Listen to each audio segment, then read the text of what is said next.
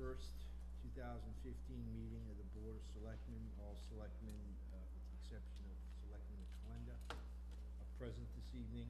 The first item is a advertised hearing at 6:30 p.m. Massachusetts Electric Company, installation of underground facilities on Oregon Road. I've not seen anyone here yet from the Massachusetts Electric Company. So what we'll do is we're going to jump down to the consent agenda and the town administrator's report and begin discussing those. And if within a reasonable time the representative from the Massachusetts Electric Company does not appear, then we will get into the next item on the agenda under appointments. So with that, the consent agenda, Mrs. Semino. Mr. Chairman, I move that we approve consent agenda items Right. 2 through Why? 4. Is there a second? There is? All in favor? Aye. Mr. Chairman, I move that we approve consent agenda item number 1, approve the minutes of May 19 and November 17. I'm just looking to see whether there's any issue with.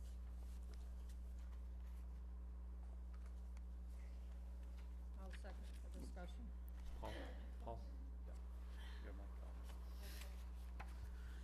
Mr. Chairman, I move we approve consent agenda item number 1, to approve the minutes of May 19, 2015 and November 17, 2015. Second. All in favor? Aye. Move to approve consent agenda item number 5, which is to approve the executive session minutes of November 17, 2015. Is there a second? Second. All right, before I call for a vote, I sent to Mr. Purple my revisions to the same. I don't believe that anyone has seen my proposed revisions. I haven't. Therefore, I do not believe that I will not vote in favor of approving them as drafted. Given the executive session nature of the minutes, I believe it's appropriate for the other 3 board members that are here at least to see the revisions and we can discuss the same. But as currently drafted, I am not in favor of their approval. Could we hold them to December 17th? 15. 15? Hold them. Yeah. So I would, yeah, so that makes sense. So I would request that those be held. I'll withdraw my motion, Mr. Chairman.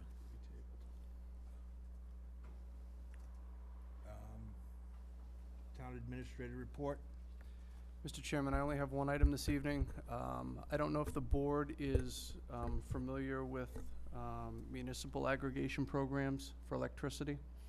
I've had a couple of emails over the past months from residents and from business owners who happen to be residents in other communities who have expressed interest in or asking if I would take a look at municipal aggregation programs for the town of Southborough.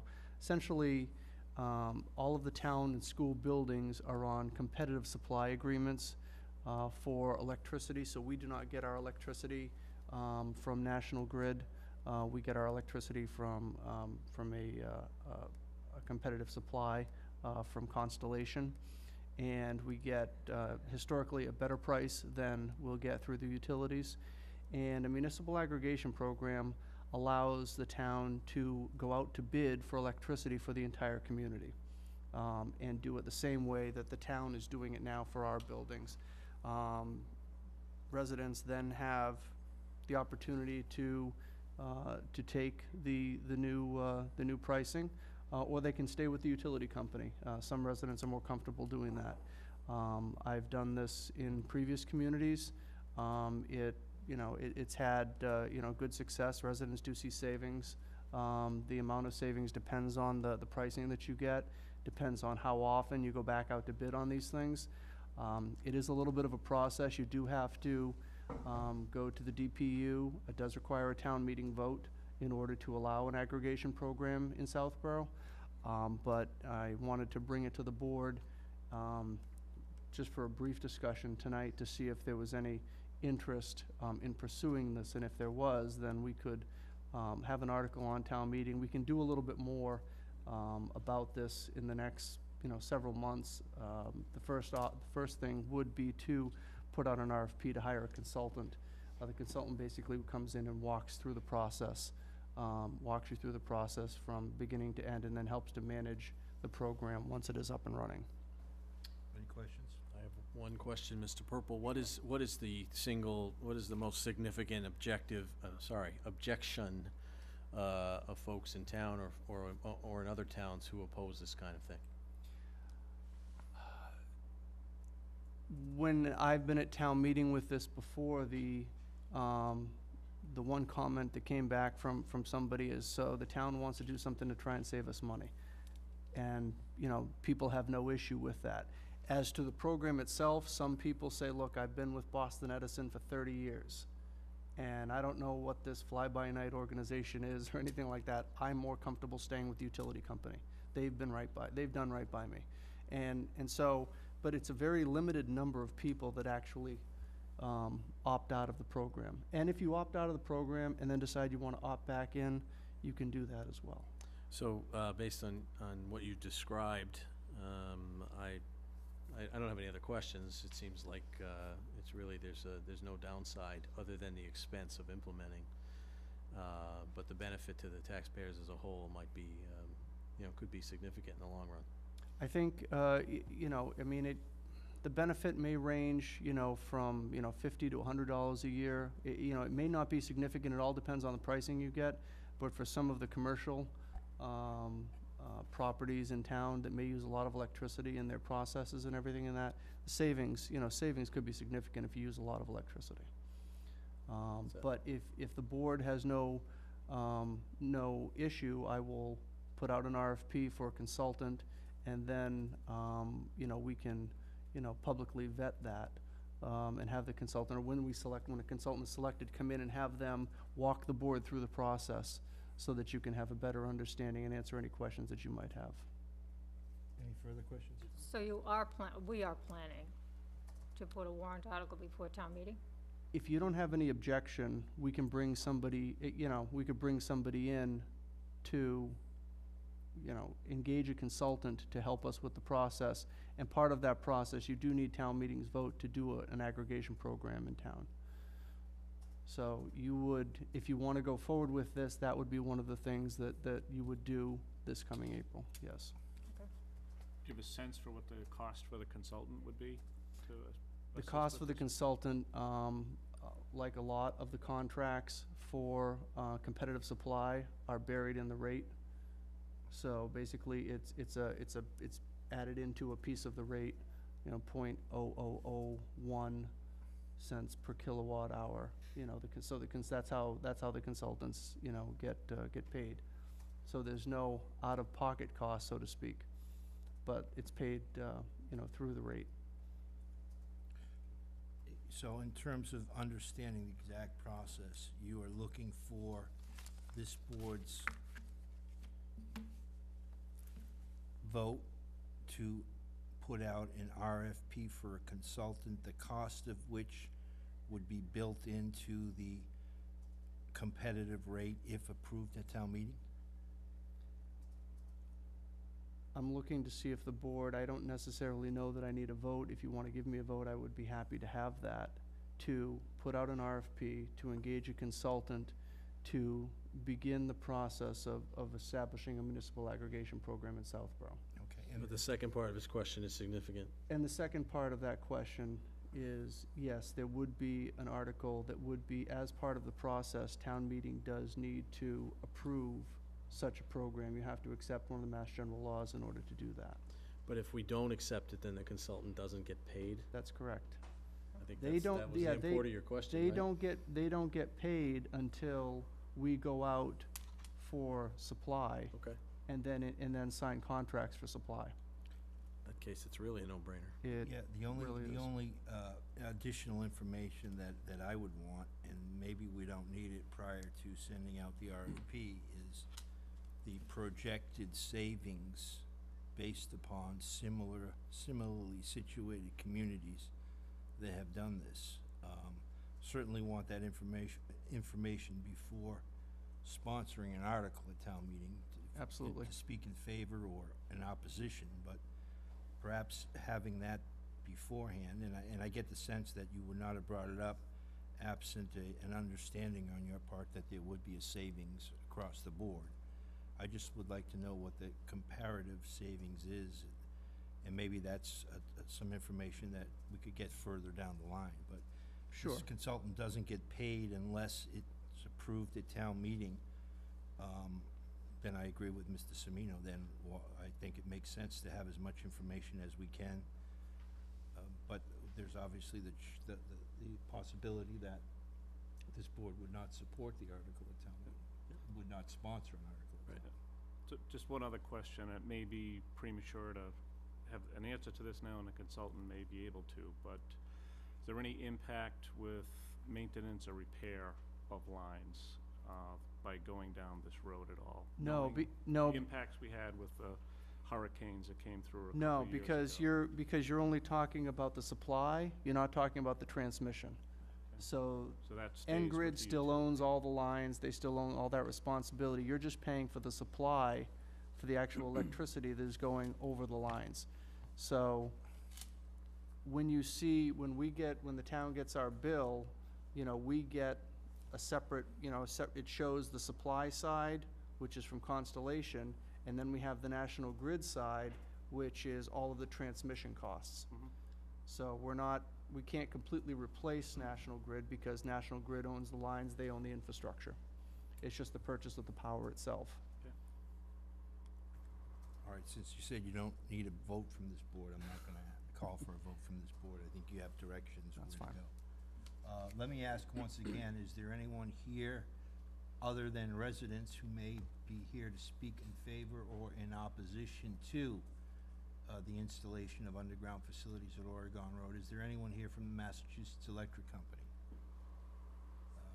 Not seeing anyone, we are going to move on to our agenda, and the extent that there is anyone here who's here specifically in response to this advertised time hearing, if National Grid shows up later, I am not going to allow the agenda item to move forward, because in doing so, it certainly inconveniences us as a board and inconveniences the residents who are here in preparation to speak at the 6:30 p.m. meeting. It would just have to be rescheduled again, and I'd like you to send Mr. Purple, Massachusetts Electric Company, a message just expressing the board's concern and displeasure, if you will, of not showing up at an advertised hearing this evening. I'll take care of that. That said, Public Safety Study Committee update. Mr. Hamilton, welcome. Thank you. Is this on? It is, okay, good. Before you start, the copies of Mr. Hamilton's presentation are on the table by the door for anyone that wants to follow along with paper. Okay, Thank you, Mr. Hamilton. thank you. I do want to recognize the members of the committee, Brendan Berry, Peter Goodney, myself, John Lyons. John has done yeoman service in keeping the minutes in a spectacular way, and we pray he does not ever want to give up his job. Jason Malinowski, the fire chief, Joe Morrow, Michael Moorhead, Ken Paulus, our police chief, Mark Purple, our town administrator, and John Wood, who is our advisory representative. Can I have the next slide, please? The goal here of this meeting is really to give you sort of a status report. We have been, it's part of sort of the consensus building to figure out, exactly what it is we're going to do over the next month and what we're going to recommend. The committee has been meeting about every 2 to 3 weeks since last February, trying to sort out the issue of what do we do about public safety facilities. We are looking, today to just review decisions that we have made and discuss any issues which might be need addressing. We're not looking for a decision. The first half of December, we're looking for discussion and consensus building, particularly between the Public Safety Committee, the Board of Selectmen, and Advisory. The second half of the month is decision time. We are working towards a end of the year recommendation to the Board of Selectmen on how to proceed, and that's the marching orders that we've been marching to really since the summer. Can I have the next slide, please? So just to review the charge which the Board of Selectmen gave us, which was to work with a consultant to develop a specific site plan and to develop the functional and statutory requirements for the police and fire departments, to develop a specific proposal or proposals to recommend to the board, and then to prepare a presentation to town meeting along with requests for funding for design and construction subject to budgetary guidelines established by this Board of Selectmen. Next slide, please. So, specific to the first task, previously the committee had narrowed the options to 2 sites, the transfer station and the existing site, with an option for land expansion. We have spent some time looking at the transfer station, and at this point the committee does not believe that we should pursue that site any further at this time. Access issues, which have always been sort of paramount with respect to that site. Anybody who's ever been to the transfer station on a Saturday afternoon knows that there are long lines of traffic, and it's not, rapid access isn't easy to achieve. Has been difficult to solve, particularly for fire operations. And if we were to build either a police or fire facility on that site, it would probably require the relocation of some DPW assets. In particular, the transfer station operations, including the hopper, more commonly known as the pit. And that would complicate the project and increase its costs. And so for those reasons, we've said that at this time, you know, we're going to focus on the existing site. Can I have the next slide? The existing site has a number of issues that are sort of associated with it. The first one is the fate of the Peters Annex, also known as the police station. It is not, in our opinion, and by our vote, a viable facility for a future consideration as a public safety building. That was the recommendation of the 2007 consultants. That was the recommendation of the 2 architects that we interviewed and did not hire. And that was the recommendation of the architect we did hire. Probably the last nail in this particular coffin is that the Commonwealth of Massachusetts is about to undergo a significant revision in the building code. That building code, which will be Revision 9, is expected to be in effect next summer, which is when we would be going out for a building permit. So we would have to operate and design to a building that would operate under that code. That code has some very stringent requirements for public safety buildings. In particular, the public safety buildings have to be able to withstand some fairly severe conditions that even, you know, traditional houses or commercial buildings do not have to. In particular, they need to have structural reinforcement. The Peters Annex is an unreinforced masonry building. The cost would be prohibitive to bring it up to code. It's simply not a viable building as a public safety facility. We have voted as a design goal, because there are some challenges with all of the sites in terms of how do you perform continuous operations while you're doing things on the site. We have a design goal of leaving the police operations in the Peters Annex until the police department can occupy a new facility, which is one of our goals in reducing cost. The committee has not taken a position on the post-construction fate of the annex at that point. We're going to see some plans a little later on that show it with the annex existing and without it existing. Next slide, please. The existing site can be made to work without additional land, but it will be highly constrained. Demolition of the Peters Annex would absolutely be required in that case. And we would also need zoning variances, and depending on one's philosophy, whether the town, which is supposed to enforce certain sets of regulations, should then try and exempt itself from those regulations, is a matter of philosophy. An expanded site, which would be somewhere between 0.67 and 1.75 acres of land now owned by St. Mark's, really falls into two basic options. Expand the back half of the lot, essentially making it wider where the parking lots are and into the tree lines, or expand into the front in the meadow along Route 30. And I'm not going to go into the details of this in any specificity. I leave that to the Board of Selectmen, who are in fact discussing this with St. Mark's, but this is a matter of executive session. We worked with the consultants to develop the plan and the functional requirements. The requirements analysis, the chiefs and the town administrator have developed a set of functional requirements for the new facilities, and the consultants have translated those requirements into gross and net square footings, and the committee has reviewed these. It's really been, I think, in the hands of the professionals, the chiefs and the town administrator and the consultants.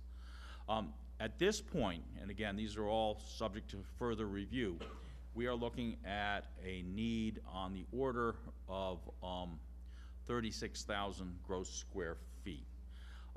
It's not particularly different from the square footage that was identified in the 2007 report. If we are going to build a new public safety facility, these are reasonable requirements. We have more difficult decisions to discuss as we move forward. So going to the next slide, please. One of the things I need to be clear about is that the committee is not designing a building. We are evaluating sites and where a building may fit on those sites. You don't get to design a new building for $25,000, unfortunately. The committee has, at this point, rejected an ad-rem plan that would have provided a new police facility, shared space, and a renovation of the second floor of the fire station. And the reason we did that is that it did not fully meet the requirements, and given that, you know, we've been tasked with coming up with a plan, that's where we are. There are 4 basic site plans. One fits on the existing site. As I say, it's very cozy. 3 of them, which includes the first one, place the police station behind the existing fire station and then either perform major renovations or new construction on the location of the existing fire station. All of those plans would require temporary relocation of the fire department, and we've tasked the town administrator and the town professionals to go out and see if there is in fact a place where the fire station could reasonably operate for an extended period of time, you know, measured in months, perhaps even as much as a year. One of them places a new facility on the meadow along Route 30. This plan does not require the temporary relocation of fire. All of the new construction are 2-story buildings with an elevator. So I'm going to show you a bunch of designs, but I want to offer some notes of caution. The designs are still very preliminary, and the costs are still very preliminary. I don't want to suggest that these are accurate to 6 decimal points. In particular, the parking areas are still under review and will likely have a downward revision. Our consultants seem very enthusiastic about parking spaces, and the committee, I think, is less enthusiastic about parking spaces. This is a quick view of the existing site. I think most people here are familiar with the police and fire station. The Peters Annex was built in the late 20s as a school, and then eventually converted into a police station. It is in very poor condition at this point. The fire station is a 1970s era building. It is in better condition. It certainly has needs that should be addressed.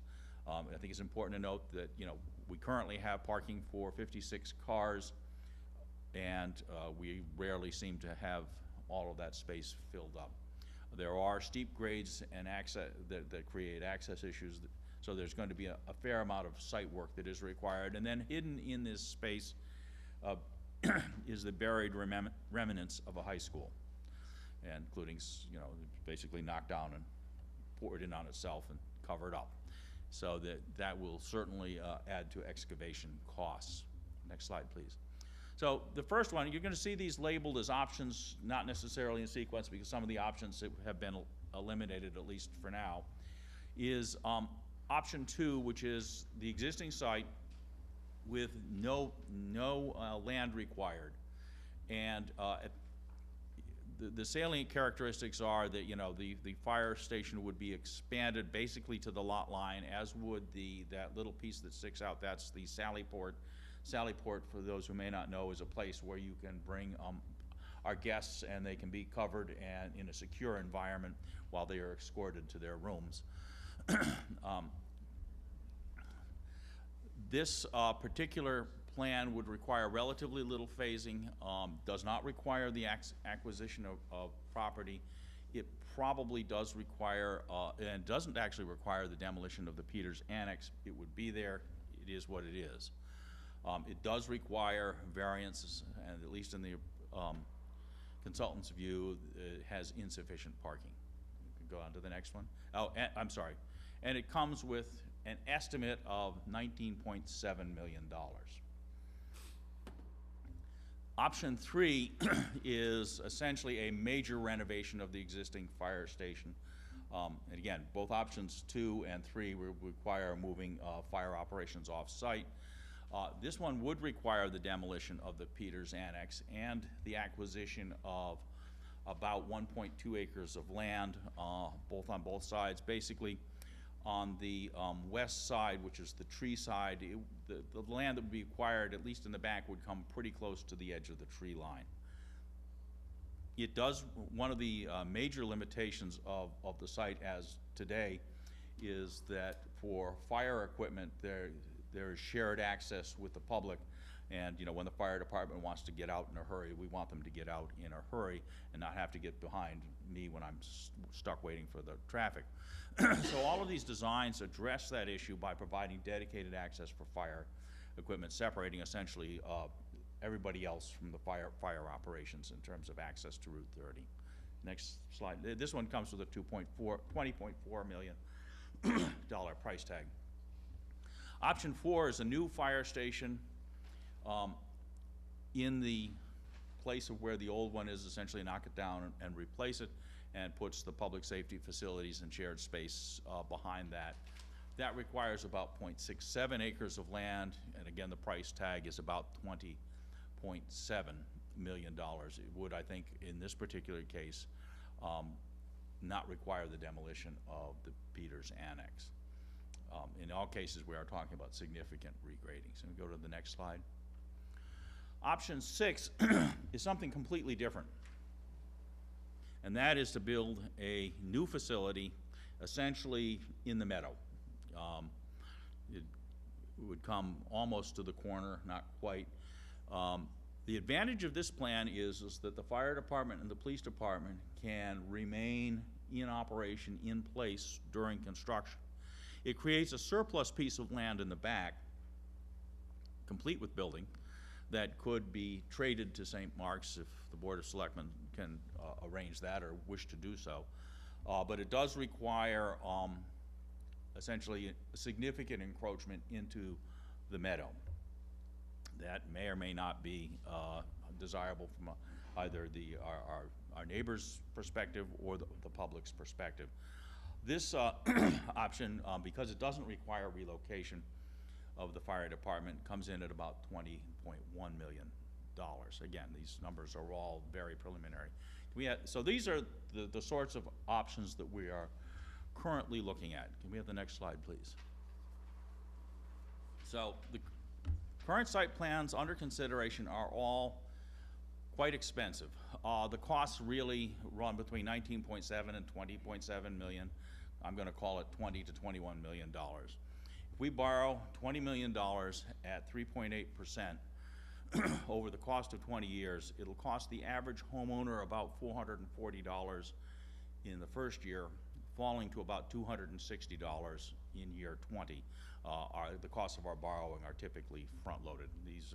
These numbers are courtesy of Brian, our treasurer. We did look at an option that was essentially a renovation of the second floor of the fire station and a new shared space and a new police station that did not meet all of the requirements, but came in at 13.2 million. And there may be intermediate options that meet more, but not all of the requirements. At this point, the committee is only evaluating options that meet the requirements because that's what we believe our charge to be. What's important is we have not yet made a recommendation. And the big issue that is before, frankly, this board is whether the cost of meeting those requirements provides sufficient benefit to the taxpayers and the citizens to justify proceeding. And that's a separate question. That's the presentation. Thank you, Mr. Hamilton, for the presentation, and I want to publicly thank you, sir, and your committee for the work that you've done thus far. I've attended a number of these meetings, and they are jam-packed with information and discourse. And every member is to be thanked and congratulated for the work product they've produced thus far. I don't think that there's any argument, or at least any argument that is convincing to me, that says that the police station does not need to be replaced. The inside of a new department will be designed to house a public law enforcement facility as opposed to a school. But how much and for what? But how and for how much are really the questions that need to be answered. As I said, I've attended numerous meetings. I've asked a number of questions. I'm going to open it up to the board before I ask questions for their questions. I can tell you, to fill in one gap, that Selectman Shea, Mr. Purple, Chief Paulus, Chief Morrow, and myself met with the head of school at St. Mark's yesterday and their business manager.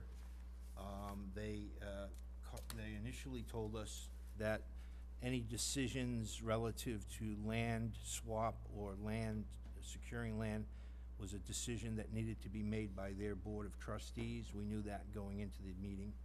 Their board of trustees' next meeting will be the end of January. I expressed some concern about that timeline. But they did at least give us the information that I wanted to share with the committee and share with the public, that St. Mark's wants to be a good neighbor. They are very interested in keeping the location of the public safety facility where it's at. They are going to take those recommendations. We gave them the options back to the trustees to have a discourse. But I'm confident that we're going to be able to enter into an understanding or an agreement with St. Mark's relative to, I won't say all of the options, but at least some of the options. I think it goes without saying, some of the options are more palatable from their perspective than others. So, but again, we're not going to have a decision from them on this until the end of January. So I wanted to impart that to your committee, to let you know that we have met, and that I am optimistic that we are going to be able to coordinate a structure with them such that we are able to expand on the existing footprint. The question is, how much can we expand? We don't know the answer to that, but I'm confident that we're going to be able to expand on the footprint. With that, I'll turn it over to my board. Mr. Smino. Thank you, Mr. Hamilton. Echo everything Mr. Rooney said. I'm very impressed with the committee's work, as I knew I would be when we selected it. Mr. Hamilton, you mentioned that, just one high-level preliminary thing. The committee has approved the requirements that the chiefs and the town administrator developed, and if we are going to build a new public safety facility, these are reasonable requirements. Were those sentiments the subject of a vote of the committee, or is that sort of just a general statement? No, that was a vote. And what was the? It was unanimous. It was unanimous. So, so the requirements you're driving towards are unanimously reasonable amongst your committee. I'll put that in context because they are requirements developed in the absence of any physical constraints. spent 4 years working for a MIT spinoff that does requirements analysis. And Well, that's fine. So the second half of my question in this regard is the last bullet on your last slide. Whether the cost of meeting the requirements is sufficiently beneficial is a separate question. But in fact, your committee is unanimous that meeting the requirements is beneficial to the taxpayers. It's just a question of whether we can afford it. no, sir. All right, so tell me where I'm wrong then. We have taken the needs as expressed by the chiefs and the town administrator. And we've said, yes, these seem like a reasonable set of needs. But we have not asked the question about whether filling those needs is worth the money that we're going to have to spend to fill them. They are separate issues. Well, how do you conclude that the needs are reasonable? I'm still not understand. I understand the point about, maybe we can afford it, maybe we can't. I understand that's a separate question. But if the needs are reasonable and everybody agrees that they are, then to me, the only question is whether we can afford it, not whether we're going to change the target. Every requirements analysis that I have ever participated in is a circular process where there are needs that are identified. There are constraints that are applied to those needs. Those needs are then re-identified and reworked. And eventually you narrow in on something that can be sold. And, we have, at this point, I would consider that first set is a reasonable set of needs, but they have been unconstrained needs. There have been no constraints applied to those needs. And so that's how I would describe them. All right, so your point about the iterative nature of it, then, to me, then that means we really can't know for sure tonight that these are reasonable because we don't know whether we can pay for them. I mean, it's tautological. That's why we are sitting here. All right. Okay, is to have that conversation. All right. Let me just ask you a couple quick questions. Very well done, by the way. You talk about 4 basic site plans, 1 that fits on the existing site, 3 that put the police station behind, but that's not additive. Those aren't the 4. No. One of the 3 is the one. Yes, exactly. Okay, I just want to be clear. I agree about parking, downward revisions on parking. That's the first reaction I had when I saw these a few weeks ago. Like, why do we need 100 and whatever spaces? We don't even fill the 50 we have now. So I appreciate that ought to happen. Certainly will impact construction cost, if not land acquisition, et cetera. It may have less of an impact on land than you think. Yeah. There are some drainage issues that are gonna need to be addressed, whether they go under a parking lot or. Fair enough. Construction cost, obviously, would be the big one. I'm of the mind that, as I sit here, that getting the police department and the fire department what they reasonably need is something the town ought to do for $440 per house per year. I may be the only one who thinks that, but I want to be clear about where I'm coming from on this. Either whether it's relevant now or it's going to be relevant at town meeting. So. So far, so good. Really appreciate the work. Those are all the questions I have right now, Mr. Ray. Mrs. Faniff? Thank you again. Option 6, Yes, ma'am. the use of the meadow. Before we go any further with this option, I would suggest strongly that the committee or through Karen meets with the Main Street Working Group engineers to find out if this option can even be built at that location with the road configuration that you're using, and have someone sign off on it before we spend any money on a design, as far as the engineers. And option 6, again, the buildings have been switched since the last design. The fire station is closer to the residents than it was on the other side before. My concern with that is the volume of noise and lights, due to the number of times that the garage doors are opened and the in and out of the traffic, in and out of the fire station and the backup lights. And what it would do to the residents abutting the new fire station at that location and the homes across the street. even though we're talking very few, but they're still residential homes. I think we need to be a little considerate about that. Yeah, maybe flip it back the way it was before. At this point, I do not have a preference, but the Main Street design, I really encourage you to get a sign off on that location even works. Since we're at, I believe, at the 75% design phase now, Main Street. So we'll be hearing from Main Street soon. The requirements, I'm still not clear about a two-story fire station. Is it 2 stories from the back of the building or the front of the building? The back of the building's at ground level. So are we increasing the building by a 3rd floor?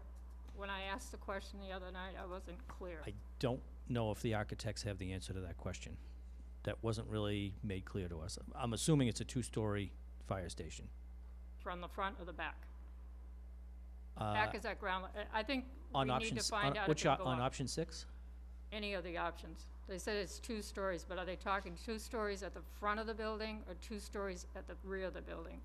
I'm gonna speculate and say on the existing sites that we're at, it's gonna be 2 stories in the front, and similar to the way it is now. All right, so the height of the building will not be any higher.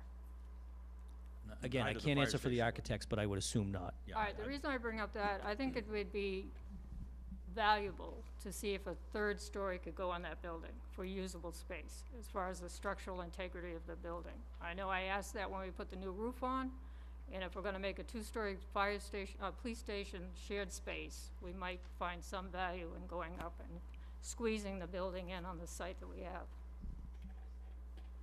Thank you. Mr. Shea? So, again, would like to thank everybody in the committee for the hard work that they've done. This is moving it forward in a great manner. And I would, similar to Selectman Semino, on the last bullet on the last slide, whether the cost of meeting the requirements provides sufficient benefit to the taxpayers and citizens, I think we also need to consider the groups that are in the existing facilities, and most notably how inadequate, in my opinion, the current police station is for the town workers that we have that operate and need to operate in a modern, their function as a modern police department in a building that is ill-suited for those operations at best. I think this is our only chance at undertaking a project of this magnitude in the foreseeable future, and I think we just need to do it right this time. So that's where, I don't have a preferred option at this time, but I think we need to do this right, and we need to do it now. Yeah, I agree with you that certainly the dilapidated conditions of the police station are unacceptable, and there is absolutely no question that we need a new police facility. Anything else? One of the objectives that I expressed, and I think it's a non-controversial objective that is shared by our board, by my board, our board, this board, is that to the extent possible, we build consensus among the committees and the departments that are involved in this process, and try to come up with unanimity in a presentation town meeting. Whenever you build consensus in an effort to secure unanimity, there's got to be give and take and flexibility and compromise. And that's going to be essential as we move forward.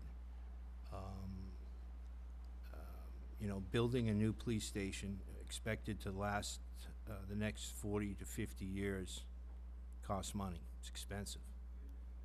But every year we wait to resolve this long-standing need increases the cost. And I think that this committee has already put forward some options and proposals that are going to make this need a reality in the not-too-distant future, with one asterisk and one footnote. That reality, I think, becomes more likely if we build consensus and unanimity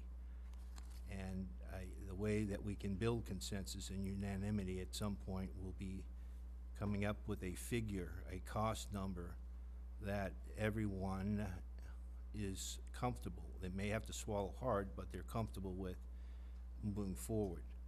I was struck at the meeting, and I am struck, and I continue to be struck at the difference between the 13.2 and the 19.7.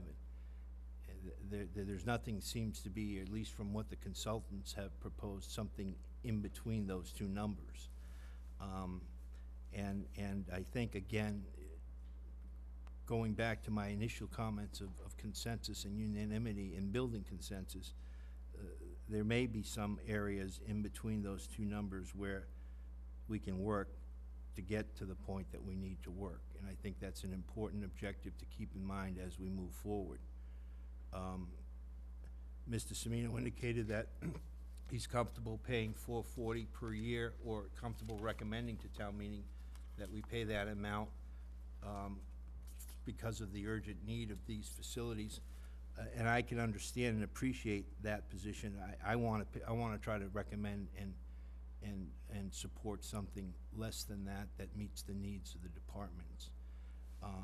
Only because that is a lot of money, especially to people that are on fixed incomes. That is a lot of money. And as part of this process, you'll see the next agenda item is we're going to talk about town-owned properties and the disposition or the potential disposition of same. Because, you know, if you look at it either in a vacuum or certainly in context of this project, if there are surplus properties in town that we can dispose of and use those, any revenue generated as a result of that to offset this cost and to lessen the increase in the tax impact, then we are obligated, I believe. We should do that. We should make those decisions as well. We've kicked this police station can down the road since at least 2007, probably before that, and we've kicked down the road the can with regards to the disposition of town-owned buildings for as equally along. So it's time to make decisions on both, and I think this board is prepared to do so. With that, Mr. Hamilton, I understand that you are not looking for any sort of decision or voting from this board? The goal here was a briefing and a discussion, to let the selectmen sort of give us the benefit of their thoughts. We're going to be looking for decisions in the second half of the month. We're meeting on the 9th, and then following that, I believe we'll be meeting with advisory on the 14th, and I believe that there may be cause to have a joint meeting with advisory and the Board of Selectmen when we get to decision time. Okay. You going off the poll, John? Are there any questions or comments? Again, I want to thank all the board members from the committee from attending. I know you've been on a very tight and intensive meeting schedule, and to throw yet another meeting attendance at you is I'm sure did not go over well with your families, but we certainly appreciate your attendance. To the extent anyone has any questions or comments, not seeing any. Again, Can I ask a follow-up question, John? sure. On option 6, just out of curiosity, we've talked about the police department being our priority because it doesn't meet any standards right now. Why is it the fire department is phase 1 and the police department is phase 2? Can it be the reverse? I mean, I think it's a question that needs to be asked. We can certainly ask that. Can I just offer some? I don't have an answer to Mrs. that Faniff, question. if I could just offer Oh. some guidance or suggestion to the committee.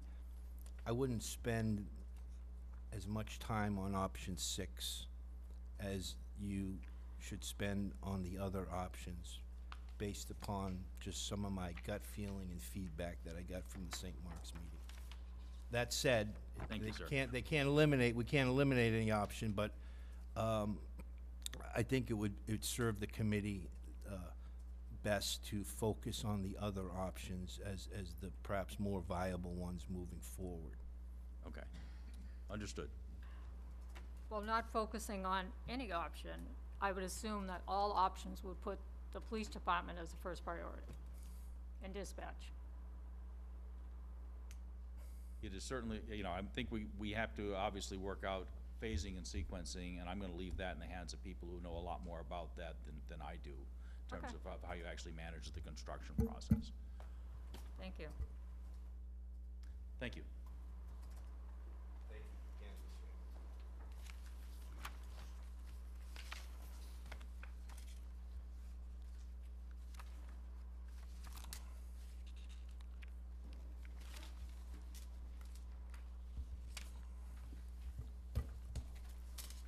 I make the assumption that no one from National Grid is still here, has appeared yet. I mean, the citizen who came for the hearing is gone. Yeah, okay. I just didn't want them to sit through the rest of the meeting thinking that they were gonna have an opportunity to speak when they're not. Good Okay. point, good point. Next item, preliminary discussion of town properties and potential for disposition.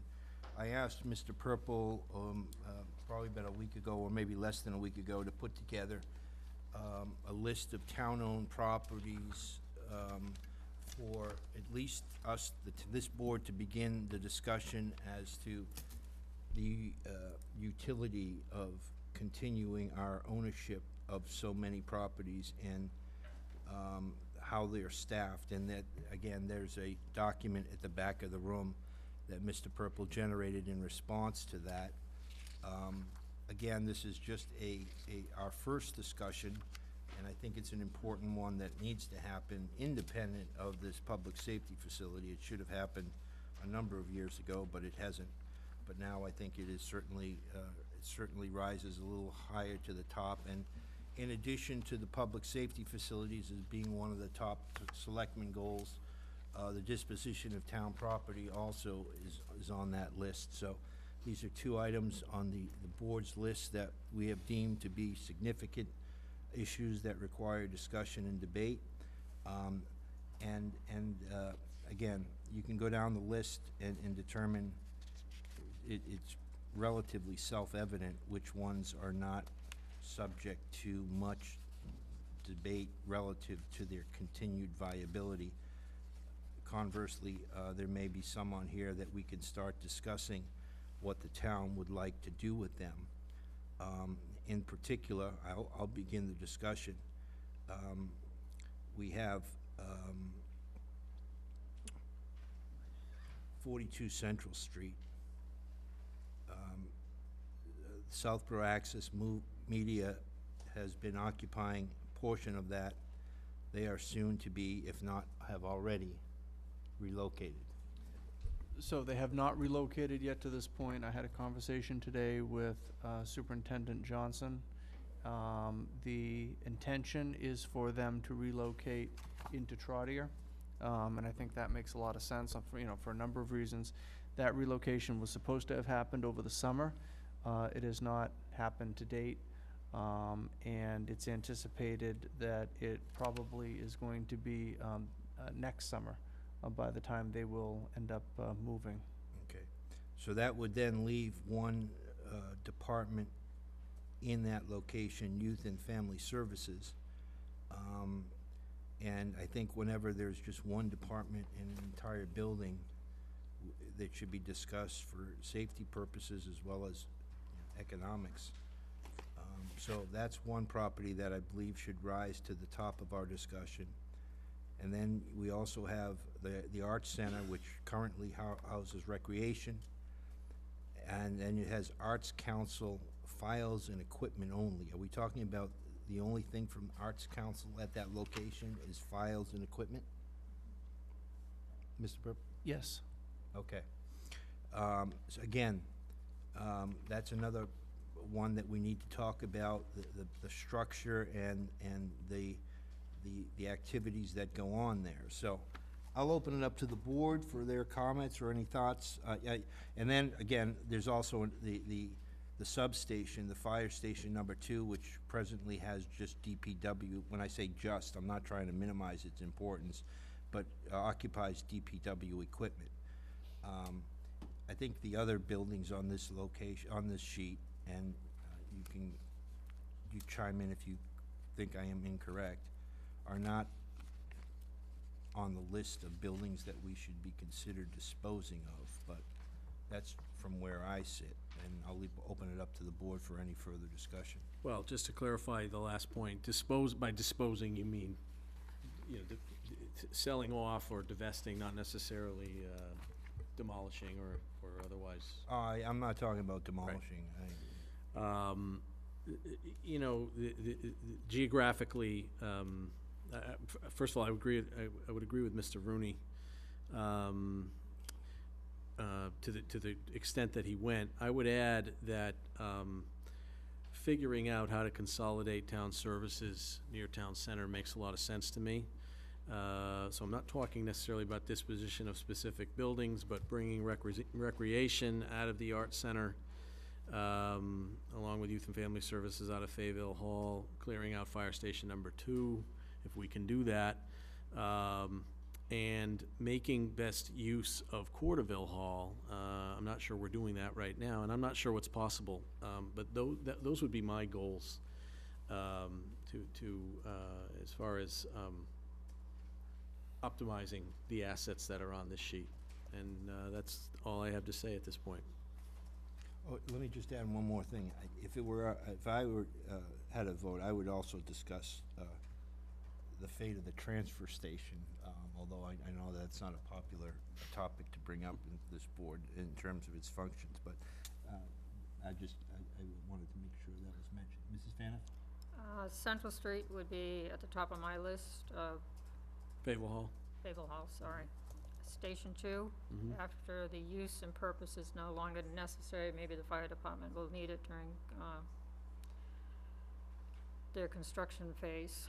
The Arts Center, I think it's underutilized. I believe Mr. Purple, as town administrator, could make recommendations to this board as to what's best suited for that building, if anything, or rearranging the departments into Carterville Hall. But I have a suspicion that that's probably at capacity now, but I'm not 100% sure.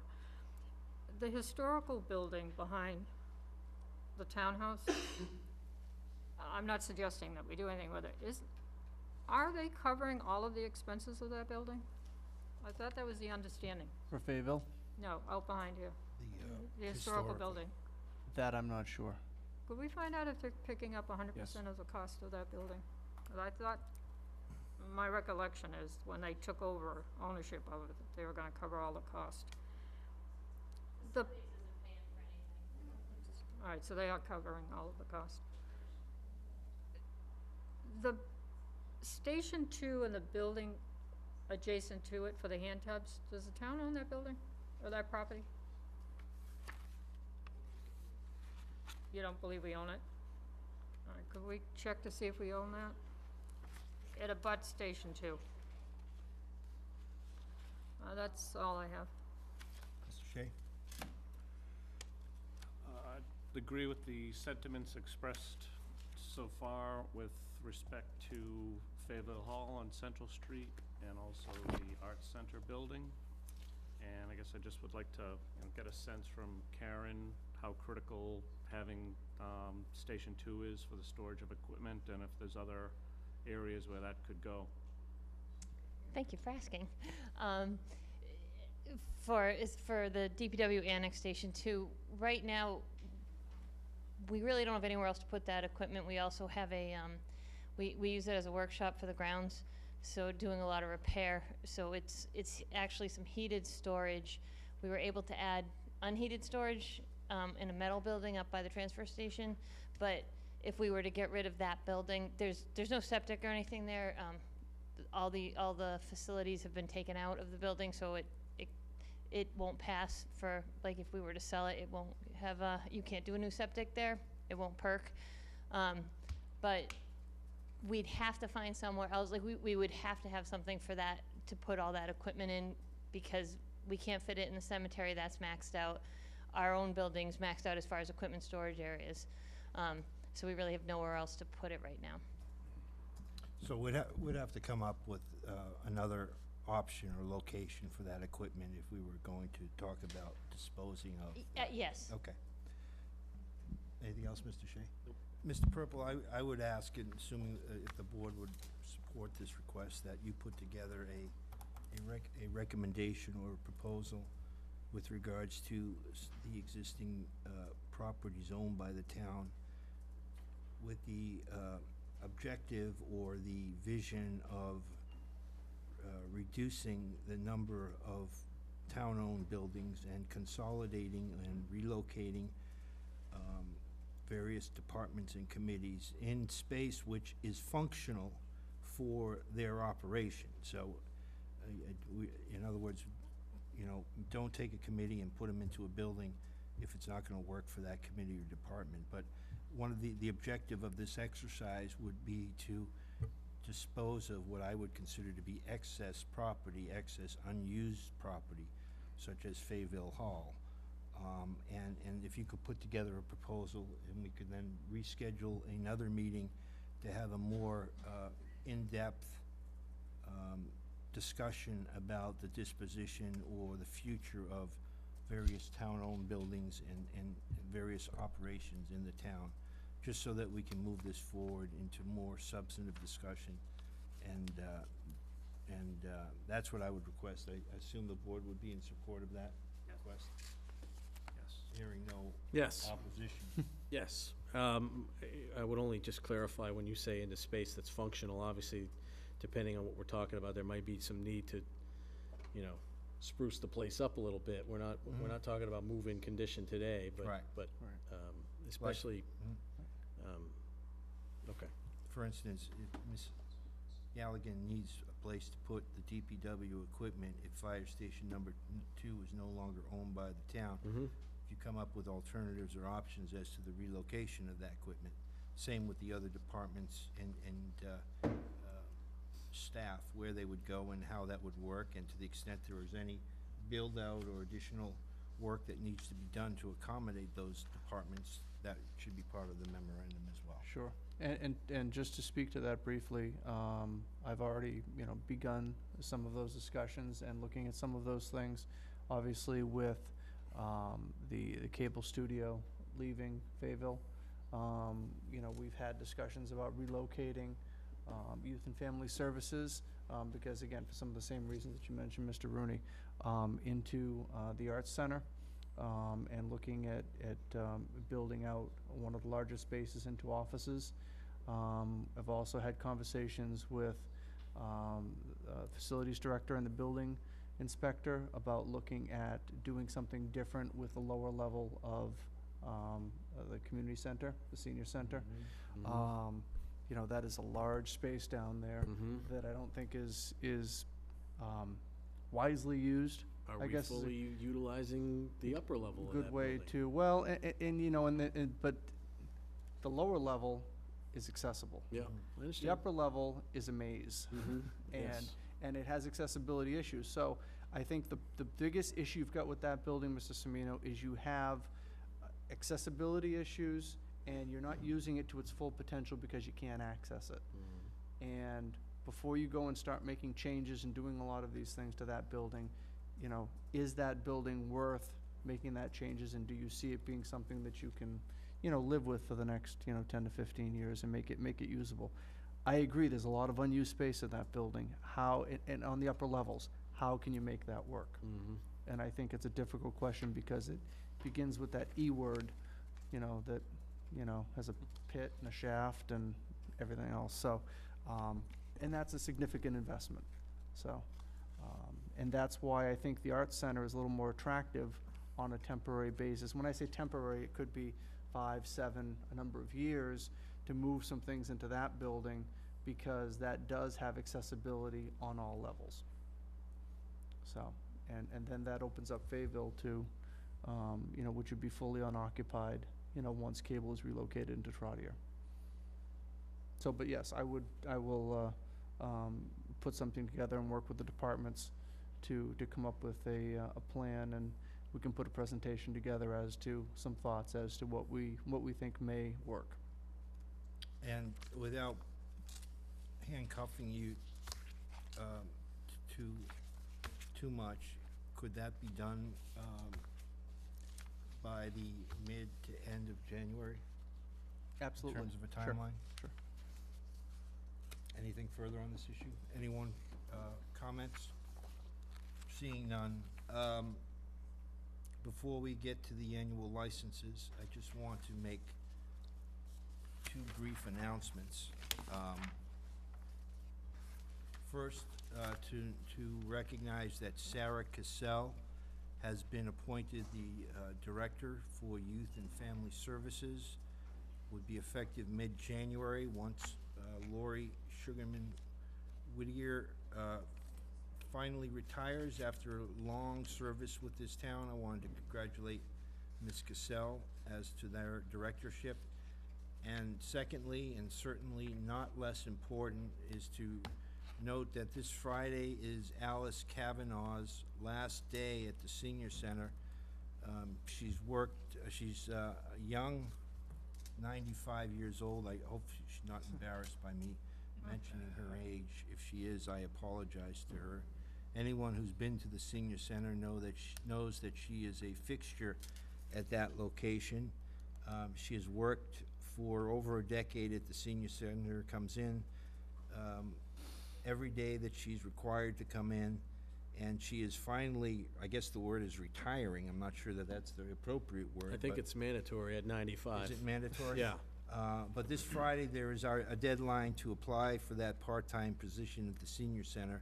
But we wish and we thank, wish Ms. Kavanaugh the best. I know we will continue to see her. She's obviously a clear example of what living in Southborough can do for you for longevity purposes.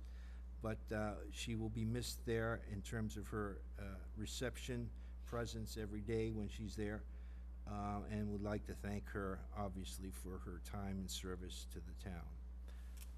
Mr. Chairman, can I have Yes, please. one comment? And I just want to do this while she's sitting at the table. I just wanted to acknowledge Vanessa Hale, who, as you mentioned with Alice's position, there's a lot of positions right now that are positions that are open. I think Vanessa's managing 4, 5 processes right now, hiring process. It takes a tremendous amount of time. She handles the majority of our human resources work, and she does it very capably. I think I've mentioned previously that, she was recently, received an award from her peers, in human resources, the Emil Scott Award, which is probably one of the higher awards that I think that you can receive as a municipal HR person. So she has got her hands full with a lot of these processes. She does a great job. We've brought in, I think, good people. We've replaced good people with good people or better people. And I think it's, because of the work that she does with the departments to do that. So I just want to recognize you for doing that, and you're sufficiently read, so thanks. Thank you. Yeah, Ms. Hale's work is almost, at least in my mind, it's expected, but it should not be expected, the amount of work she does, and the fact that the answers that she always has when I ask her questions. Obviously, I don't thank you enough, and I should, but thank you. So the last item on the agenda is to sign the annual licenses for calendar 2016. There are a packet of licenses in the packet to be signed. And unless there's any further discussion, we can just go about signing those. You need to vote those licenses, and I just want to make one note to the license that was online. The Eros's Gourmet Pizza and Deli currently holds a restaurant, wine and malt beverage, and a common victualler license.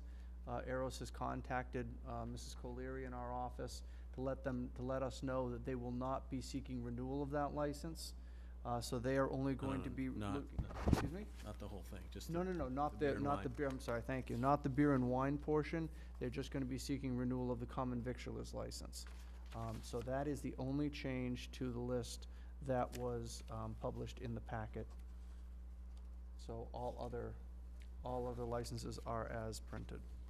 Follow-up, 264 Carterville Road, met all of the benchmarks since our last discussion. 264 Corderville Road met all the benchmarks as voted by the board. One more benchmark to be met in May, It's the fence? which is the replacement of the existing fence. Okay, thank you. Is there a motion?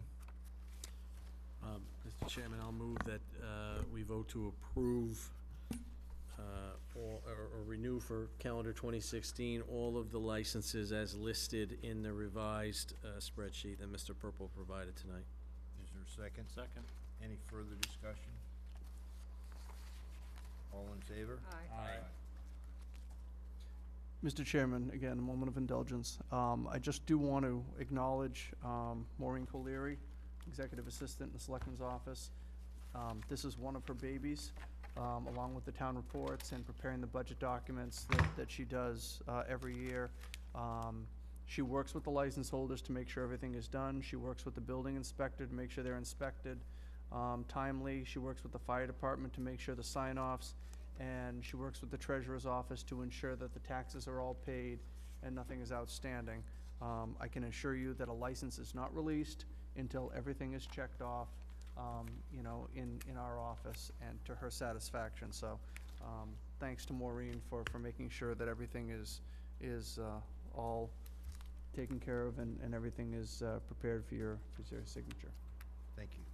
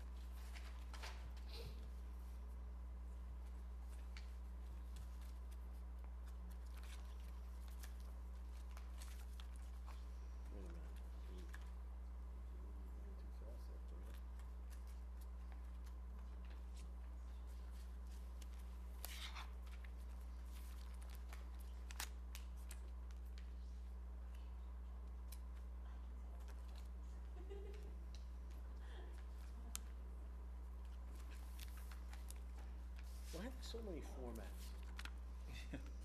Right? Why are there so many formats? Those are different licenses. I know, but why can't there be one format and just change the word alcohol to common vic or whatever? I mean, Why don't you get right on that?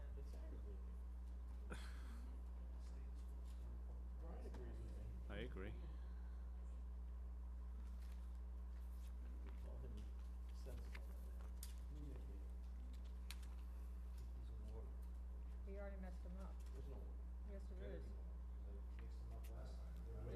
turn them upside down.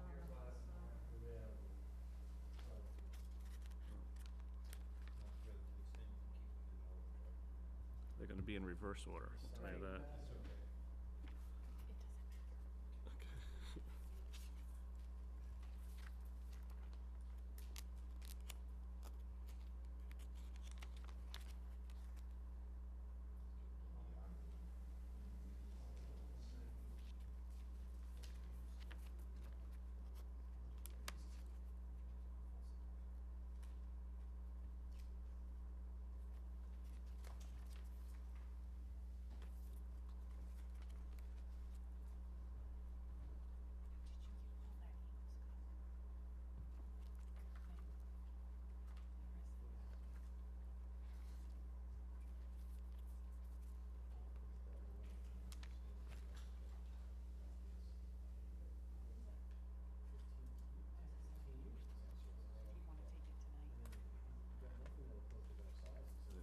Eagle Scout one's at the bottom. There's the Eagle Scout.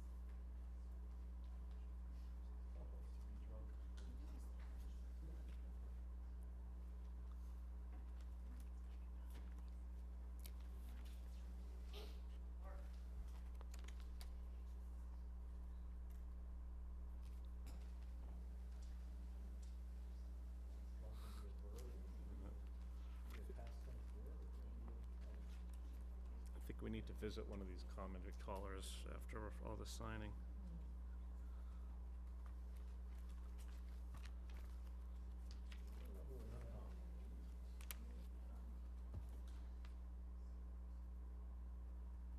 You would be the holder of that.